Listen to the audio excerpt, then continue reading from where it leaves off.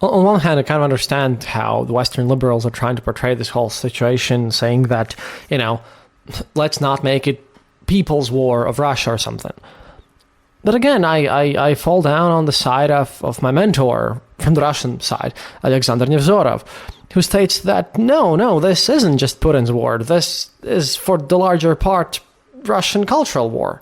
Sure, there are people who are against it in Russia, but even if the pro-war activists are saying that the support for the war is ever increasing and all that stuff, right?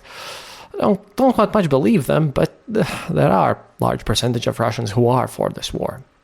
Of course, not everyone, and don't want to paint everyone with the same stroke, but I wouldn't be, saying that. See, for me, saying that this is just Putin's war is about the same as saying that World War II was just Hitler's war, or Stalin's war. Stalin's and Hitler's war, and no one else was involved. It's just not the case. I don't see it that way. It's the Russian people are victims of propaganda, and they need to be saved in a way, I suppose. But there's going to be a certain deputinification, I suppose. That's how I would put it. After this whole situation, there's just an insane amount of mess, and this isn't Russia doing something out of the ordinary. This is Russia just being historical Russia. This is what they have always done. This is their culture. This is what is Russia. I mean, this is the current actions. What Russia are doing in Ukraine are perfectly normal and expected from Russia, as that is what they have been doing throughout their whole historical existence, and this is what is expected from Russia. And this is what everyone who is a neighbor of Russia just sees them doing constantly. This is why us and Poland and Finland and Georgia and everyone else are so uppity about the situation, because this is exactly normal. This isn't a situation that is somehow out of the ordinary. This is what they do. This is what they have done. This is what they will do in the future if nothing serious changes. So, yeah, I'm sorry, I can't really defend the position that says that this isn't an existential threat for Russia, because, once again, as I have always stated, Russia is the world's last colonial empire, except it's land-based instead of, naval-based. And all the regions, Tatarstan and Chechnya and all these other places, well, they deserve their rights of self-determination, just as everyone else. And Russia sort of needs to collapse, because it is a weird place. It's truly not a place that is a nation state or built of any sort of melting pot ideals or anything like that. Currently, if you look at United States ideology, and again, this is probably going to irk many people, but kind of have to look at this, at least from what I understood this, and this comes from my visit to Smithsonian and the Museum of American History and all this stuff and democracy. The United States are obsessed with Constitution, with founding fathers. You don't have a nation state as such to back up everything that's happening there, but you do have your Constitution, you do have your ideals, and then if you look at Russia, the same thing. Then what do you see right now is homophobia and fascism. I mean, I'm sorry, but it just exists there, and just to put this in perspective, because again, someone on Reddit has been saying bad things about me, and I don't even want to respond to that, because that's stressing me out and I have enough to deal with. I'm just saying that yes, I do see Russia collapsing still, and I kind of don't understand why we why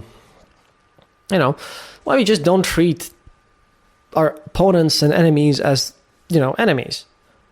We don't have to be friendly to everyone. I'm not that kind of person. I have my friends, I have my enemies, and I just sometimes don't understand what exactly is going on in the global diplomacy. But hey, maybe my views and everything is exactly the reason why I'm not running the global diplomacy and politics, and why I'm just making this podcast. And this is just my opinion. You might hate me for it, and I might be totally wrong. Ready to admit this always, and like I said on Heaton's show, I'll be okay with us, Western side giving some sort of deal to Russia, although they would also deny it, because that would be just bizarre. It's all just weird. What the Russian pro-war guys are most scared of is just this dangling carrot in front of them. That's what they've openly stated, that if as long as the West keeps dangling a carrot in front of their heads that something can go on peacefully, then Russian oligarchs will just not go full on. And but yeah, that's about the philosophical issues. Just because I've been like looking at so many sort of good Russian liberals who are fighting amongst each other. I mean, Navalny's group literally published, for unknown reasons amidst this war, right? They published an investigation where they accuse the ex-chief editor of Echo Moskvy, of the liberal newspaper and radio station that I used to follow, which was based in Moscow, and which was there from 1981. And they accused the guy who ran the whole thing about receiving money from Moscow mayor's office. And then, Venediktov, the guy who is used to be the chief editor, now they're kind of in an official relationship situation there, he published a thing where basically it turns out that Navalny's team's one of the leader guys, Volkov, right, he had been literally asking and, lobbying to remove sanctions from some of the Russian oligarchs. And both of those things is something that I don't believe Russian liberals should be doing at this point, because, yeah, even though the oligarch that they asked to be removed was from the 90s, he still, hadn't said anything against the war or anything like that. It was just a huge mess. And then that caused another huge conflict, and now this Volkov guy, he's resigned from Navalny's position, like Navalny's chief of staff, basically. And he's out. And he's just out, and it's just, look, this is the kind of thing, these Russian liberal people, they are so interested into making themselves look good. And even in the war, even when we have a clear enemy, like I say, and again, a bit rough here, but hey, please forgive me. Again, even in this time, they can't get away from their own petty little squabbles, and they're the guys who are supposed to build up the new Russia and take over Putin. I'm sorry, but Putin's an asshole, but these guys are just incompetent terribly, and they have this pink pony, roses on everything, fluffy, nice marshmallow view of the world. And then again, I might be too jaded, but I have my reasons to be super jaded about the situation. At any rate, after all this situation, I just had to get it out, because the whole situation with Echo Moskvy and Navalny's team just dragged on my nerves so much. Oh my. But you want to hear about the front? That's why you're here. So here we go. See, the leadership of the armed forces of Ukraine, and this is going to be a recap here, has decided to continue its operation to defend Bakhmut. Like I mentioned last time, and this is now official now. Zelensky explained that if Russian forces capture the city, they could use the position to advance further towards Kramatorsk and Slavyansk. It's not clear, however, how the defenders of Bakhmut will help Kramatorsk. The defense of the miles-wide supply corridor between them already eats up significant resources. The waterlogged country roads used to transport supplies and evacuate the wounded are littered with skeletons of pickups and armored vehicles. Wagner Group artillery reaches the entire corridor, although the private military company has not been able to encircle it fully. This, by the way, pro-Russian guys are also just wankering about. Wagner Group mercenaries have captured half of Bakhmut itself, and their ranks are advancing on Chasiv Yar, the most important point for the Ukrainian defense. The Ukrainian military's most pressing task is holding on to Chasiv Yar, because its capture by Russian forces would pose a real threat to Kramatorsk and Slavyansk. But, in total, in Bakhmut, Ukraine's armed forces withdrew from the eastern part of Bakhmut, beyond the Bakhmutka River to the center. Wagner Group is reportedly trying to make forced crossing of the narrow, shallow river. Wagner can already attack on the western bank, though the group has bridgeheads to the south and north of the city. They are also trying to reach an exit route from the city in the south. If they capture that exit route, Ukrainian forces will lose control of a road running through Ivansky, which Bakhmut's defenders use for supplies. Another road through Khromovye is a 2-kilometer, 1.2 miles, march from mercenaries' positions. For now, the Ukrainians are holding their positions in the heights near the city's exit. The defense has held out for several weeks in Ivansky itself, though the road through Ivansky is under fire and the bridge across the Seversky Donetsk-Donbas Canal has been blown up. Wrecked Ukrainian equipment lines a small road running along the canal. In the north, Wagner Group's pressure on Khromovye, where Ukrainian forces have managed to repair a damaged bridge, has slackened. However, the Russian mercenaries have shifted their focus further north, where they claim to have captured Dubovo-Vasilyevka. This creates a new danger for Ukrainian forces. Wagner Group will clearly try to attack Chasiv Yar from Bohdanivka and Okhrio-Vasilyevska and bring down the entire Ukrainian defense. Two things could halt the degradation of Ukrainians' defense: a serious offensive by Ukraine, which Wagner boss Yevgeny Prigozhin says is in the works, or a crisis within Wagner Group, which seems to be locked in a permanent conflict with Russia's Ministry of Defense, which is, again, weird. Now, United States military experts who recently visited Bakhmut have expressed concern that its continued defense may yield diminishing returns. Ukrainian casualties in Bakhmut are increasing due to Russian forces breaking through on the northern and southern flanks. Now to Avdiivka.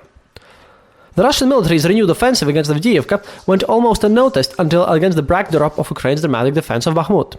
Still, Avdiivka is a large suburb of Donetsk and one of Ukrainian armed forces' most important fortified areas. Since Russian forces occupied fortified areas in Pisky and near a runway at the Donetsk airport, at the villages of Vodnyaya and Opytnaya, Avdiivka has been partially encircled. Russian troops are now advancing towards Opytnaya and Vodyane from the north of Avdiivka. Their success has been limited, although they've reportedly made some progress near Krasnohorivka. The main change in the situation, which could have far-reaching consequences, is that Russia's air force, for the first time in a year, is bombing the front lines and the nearest reinforcements. Russia has not carried out such attacks since April 2022 out of fear of losses from Ukrainians' air defenses. It's not entirely clear why Russia has returned to this tactic. It's possible that Russian command believes that Ukraine's air defenses are spread out and weakened from Russia's so-called strategic bombardment of Ukraine's energy infrastructure. Also, in this area, one Sukhoi Su-34 bomber, which was likely taking part in bombardments on the front lines, was shot down over Yelakiyev, 35 kilometers, about 21 miles from Avdiivka, though it's not entirely clear under what circumstances or how it was downed. The bombings continued after that. If Russian aircraft can bomb Ukrainian positions and avoid heavy losses, it could seriously alter the situation at the front. Well, therefore, Ukrainians need more air defense. Ukrainians need more tanks and heavy equipment and, well, sadly speaking, everything, to be honest. And now, on to Kherson. Ukraine's armed forces seem to be winning the so-called boat battle on the Dnipro, in which both sides launched small assault operations on the islands near Kherson. According to the latest footage, Ukraine's armed forces were able to land on Belogorodovo Island, on the eastern bank of the Dnipro. Ukraine's armed forces may try to build a small bridgehead on the left bank, if not for a future offensive into Crimea, then at least to draw Russian reserves into this direction. As you can see, all the activities that are happening are just very concentrated in this small area in the front lines. It's just Bakhmut and, well, southeast, so that you can put it, The war is not intensifying. The war kind of needs to intensify because the more intensive the war, the more likely that a military loss is going to be inflicted upon Putin. And I truly believe that, only a military defeat can force Russia to back down. No talking will happen, although obviously the pro-war Z guys think that that's what the Russian government is going for. They kind of refuse to believe that Russian government is incompetent even in this area. But yeah, the Russians are clearly, at least in the military side, aiming for a crushing defeat of the Ukrainian military.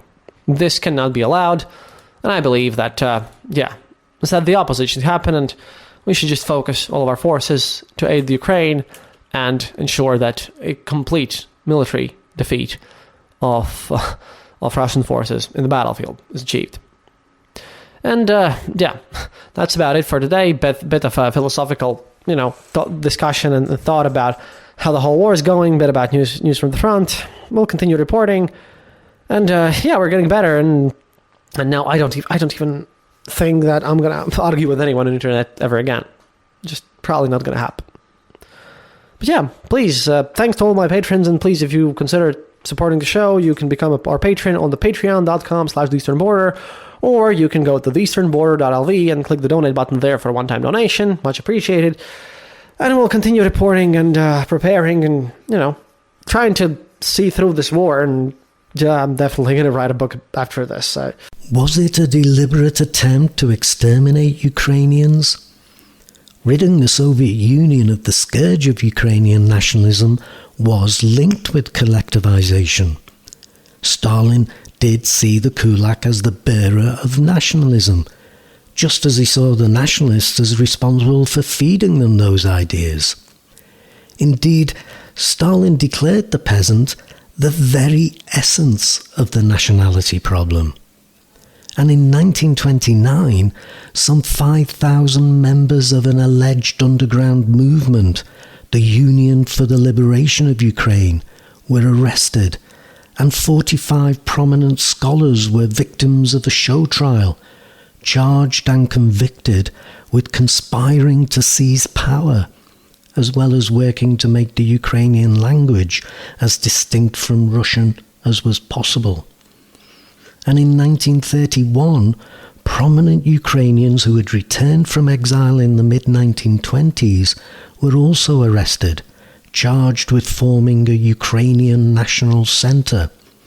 So there was a crackdown on Ukrainian nationalism going on at the same time as the famine. But it's still extremely doubtful. 25% of the population were not Ukrainians. And besides, Stalin needed Ukrainians as well as Russians working in the factories and mines. And the famine was exceptionally severe in other regions too. But he did want to teach the Ukrainians a lesson. The famine was especially harsh in Crimea too, and tens of thousands of Crimean Tatars perished, and the Crimean Tatars were already suffering discrimination. In 1928-29, somewhere between 35,000 and 40,000 Crimean Tatars were arrested and deported to Siberia and Soviet Central Asia.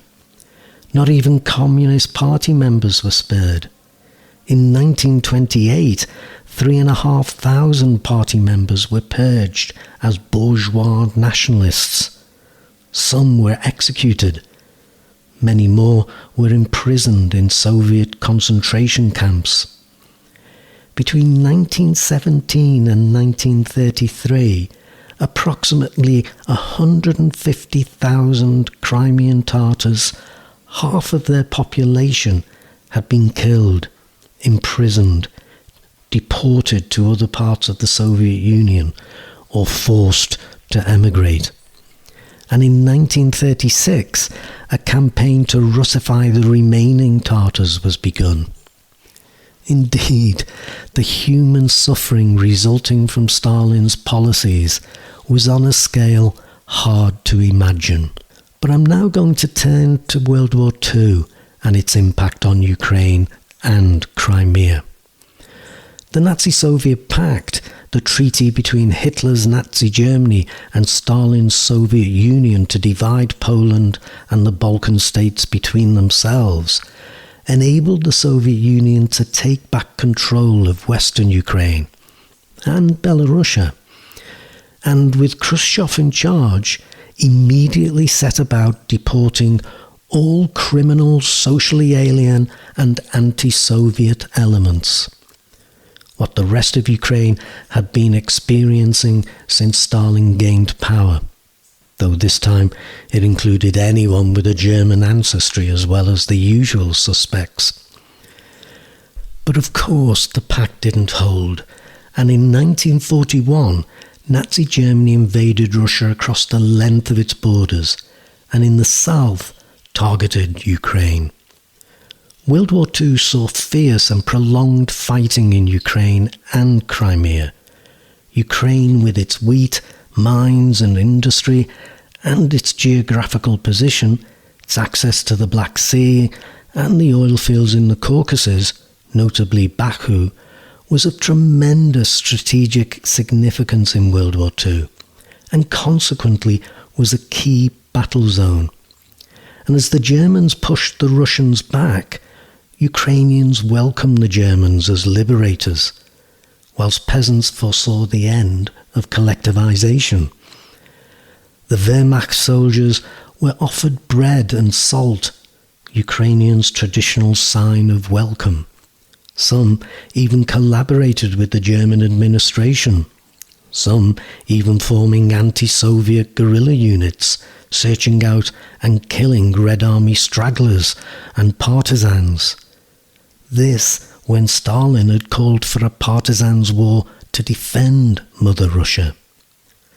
But once the reality of German occupation hit home, and it didn't take long, resistance was more common than collaboration. The peasants didn't get control back of their farms. The Germans merely transferred the collective farms and the state-run industries to their own control. But the Germans also needed workers for their farms and factories back in Germany, and took them from all the territories they occupied.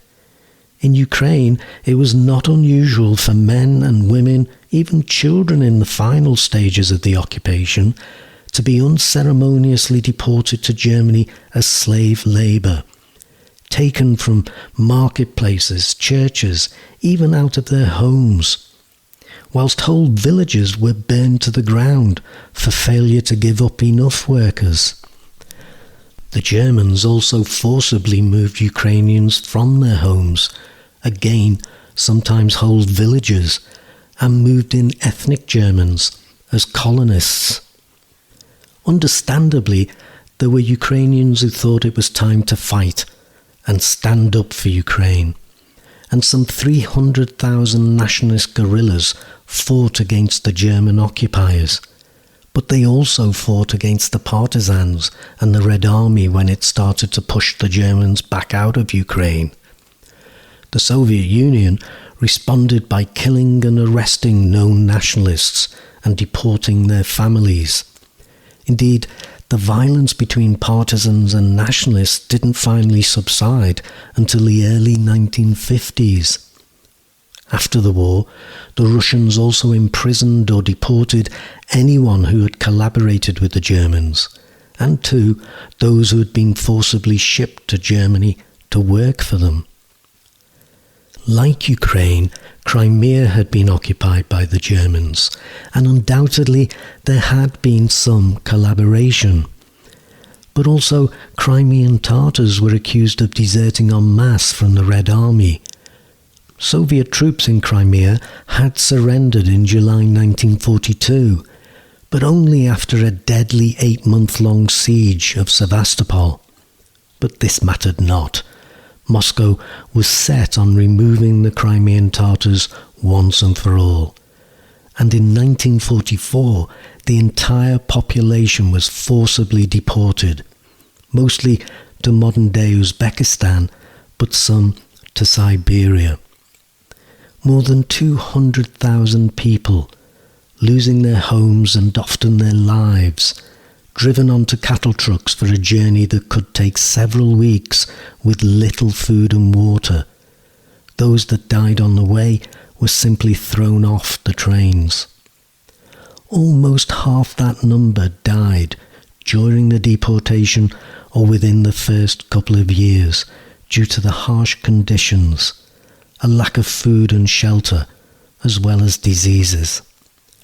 As is always the case, the elderly and young children were particularly vulnerable. The result of years of Russian attacks on the Crimean Tatars was such that, whereas in 1783, when Russia incorporated Crimea into its empire, Russians barely accounted for 2% of Crimea's population, by the demise of the Soviet Union, that figure was just short of 75%. Yet, just over 50% of Crimea's population still voted in favour of Ukraine's referendum on independence in 1991. The post-war fate of Ukraine and Crimea was decided by the victorious Allies, and at the Potsdam Conference, the last of the 3 conferences of Allied leaders that decided the post-war world, the Polish borders were pushed back westwards, which meant Soviet Ukraine was enlarged. Crimea was downgraded from an autonomous republic to an oblast, a region of the Soviet Union. So what was the legacy of Stalinism for Ukraine? Well, it showed that for as long as they were a part of the Soviet Union, they would be a subjected people, not in control of their own destiny. Lenin's smoke and mirrors, his efforts to give cultural autonomy and the impression of some political autonomy, had been well and truly cast aside by Stalin, and brutally so. Stalin had brought his terror and his purges to Ukraine. He had brought famine on Ukraine, and he brought war to Ukraine, though we have to accept that Hitler had something to do with that too. And the degree of suffering brought upon Ukraine had to have left its people a desire to be in control of their own destiny. However, they would have to wait almost another 40 years after Stalin's death before they would have a chance to seize their own destiny. And that is where we will next pick up their story. 1991 and the collapse of the Soviet Union. So for now, I do thank you for listening. Don't forget that I will be posting my episodes each Sunday evening, give or take the odd holiday break. And I will be posting the texts to these podcasts on my website, History Made Easier.